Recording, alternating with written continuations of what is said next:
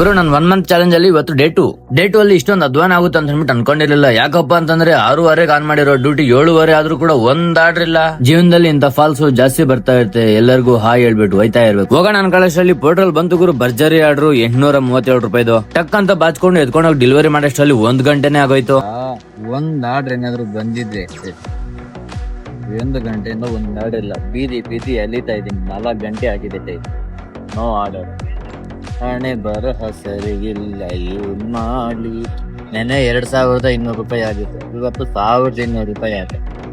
ಏನು ಮಾಡಕ್ಕಾಗಲ್ಲ. ಹಣ ಬರ ಸರಿ ಇಲ್ಲ ಅಂತಂದ್ರೆ ಯಾವ್ದು ಸಪೋರ್ಟ್ ಮಾಡಲ್ಲ. ಹೋಗ್ತಾ ಇದ್ರೆ ಪೋರ್ಟಲ್ ಟಕ್ ಅಂತ ಒಂದ್ ಆರ್ಡರ್ ಬಂದ್ಬಿಡ್ತು. 280 ರೂಪಾಯಿದು ತಗೊಂಡ್ಬಿಟ್ಟು ಓಡೋದೆ. ಡ್ರಾಪ್ ಆಗಿದ ತಕ್ಷಣ ಸೀಟ್ ಕವರ್ ಟ್ಯಾಂಕ್ ಕವರ್ ಅಂಗಡಿ ಒಂದಿತ್ತು. ಅಲ್ಲೇ ಗಾಡಿಗೆ ಹಾಕ್ಸ್ಕೊಬಿಟ್ಟೆ. ಹೆಂಗಿದೆ ಲುಕ್ಕು.